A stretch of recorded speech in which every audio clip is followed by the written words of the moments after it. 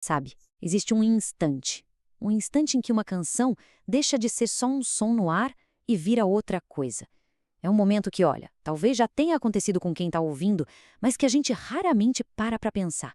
É o exato momento em que a música não só entra pelo ouvido, mas atravessa a gente por inteiro. É sobre esse fenômeno que a gente vai conversar hoje. Imagina só a cena. A cabeça tá em outro lugar, sabe? No cansaço, na distração do dia a dia. Aí a pessoa coloca um fone de ouvido, aperta o play sem esperar absolutamente nada. E, minutos depois, percebe algo estranho. A respiração mudou. Os ombros que estavam tensos relaxaram. Uma frase que passou batido, de repente fica ecoando, não como um pensamento, mas como uma temperatura interna. Nenhuma decisão foi tomada, simplesmente algo atravessou. Esse atravessamento não é só uma figura de linguagem, uma coisa poética. Ele tem nome e descreve uma das experiências humanas mais antigas e fundamentais que existem. Vamos entender o que é isso. O nome disso é acesso pré-verbal.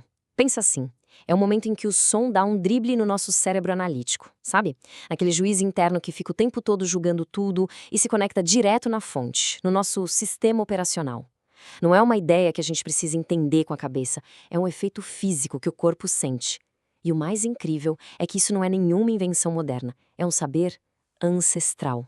E o mais impressionante é que essa sabedoria sobre a palavra cantada, ela não pertence a um povo só. É algo que brotou de forma independente em todos os cantos do mundo, em culturas que muitas vezes nem sabiam da existência umas das outras. Dos mantras hindus aos cantos gregorianos, dos tambores xamânicos à música Qawwali, todas essas tradições, cada uma do seu jeito, chegaram na mesma intuição poderosíssima.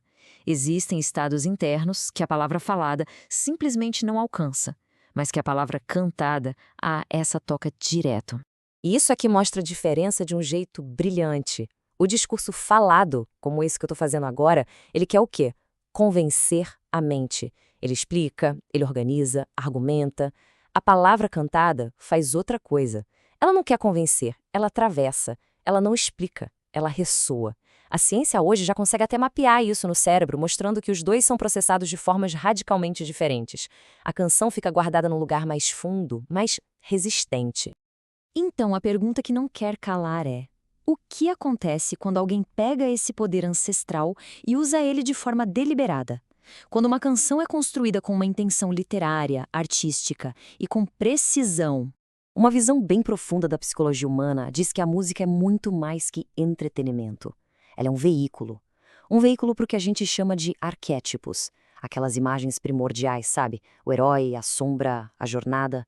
Essas não são só historinhas que a gente conta. São como os sistemas operacionais que rodam dentro de nós. E aqui está a chave de tudo. Quando se junta uma letra com intenção literária, uma estrutura de arquétipos e o veículo do som, algo totalmente novo acontece. A canção vira uma porta. Ela não está só narrando uma jornada lá fora, ela está convidando quem escuta a sentir os ecos da própria jornada aqui dentro.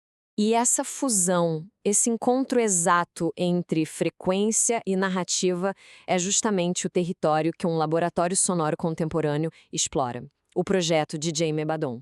Esse projeto se apoia em duas tecnologias centrais. A primeira é o que eles chamam de literatura quântica. A ideia é bem simples, mas poderosa. Em vez da letra entregar um significado pronto, de bandeja, ela cria um espaço, uma lacuna de propósito. O objetivo não é que o significado seja dito, mas que ele aconteça dentro da experiência de quem ouve. É sobre sentir, não só sobre entender. A segunda é a narrativa arquetípica. Cada faixa é construída em cima dessas estruturas universais. A jornada, o encontro com o desconhecido, a transformação. E isso não é só uma metáfora para ficar bonito, não. Funciona como um mapa.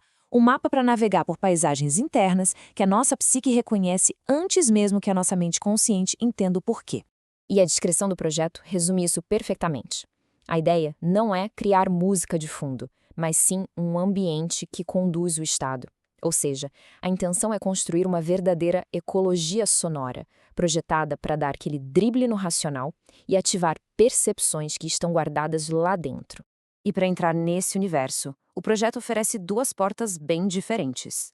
Dois mundos que, na verdade, se completam: o da vibração pura e o do conceito. Pelo YouTube, a experiência é visual. É a porta para quem prefere entrar pelo conceito primeiro, sabe? Ver para depois escutar. Já no Spotify, a experiência é de som puro, sem nenhuma distração. É a porta para quem prefere o contrário, sentir primeiro e, talvez, entender depois. Ou, quem sabe, nunca precisar entender. E o legal é isso, não tem caminho certo. As duas portas dão para a mesma jornada. E agora? Bom, agora a explicação termina e o convite começa. Um convite para observação direta, sem intermediários. E aqui é muito importante ser honesto. O projeto não está prometendo curas milagrosas ou transformações garantidas. A proposta é bem mais simples e, talvez por isso mesmo, mais potente. É uma oferta de canções construídas com uma intenção real, para quem quiser investigar por conta própria o que acontece quando todos esses elementos se encontram. E o método que eles sugerem é quase bobo de tão simples. Primeiro, e isso é essencial, fone de ouvido. Segundo, apertar o play. Terceiro, fechar os olhos. E quarto, que é o passo mais importante de todos, só observar. Observar o corpo, a respiração, a tensão nos ombros, qualquer sensação, antes que a mente comece aquele trabalho dela de rotular tudo, de dizer se é bom ou ruim. E este é o ponto central de tudo. Não existe uma experiência certa ou errada. O que quer que aconteça ou não aconteça é o dado a ser observado. O objetivo final não é chegar a uma conclusão, é testemunhar o fenômeno em si. A canção só abre a porta, a sala, que está do outro lado, essa é inteiramente pessoal. No fim das contas, o que a gente tem aqui é um jeito de usar a arte como uma ferramenta de autoconhecimento, uma filosofia em forma de som. E para começar essa exploração, o caminho é bem simples. Para saber mais, é só acessar meladon.com.br e ouvir no Spotify ou no YouTube Music. A experiência está lá, aguardando.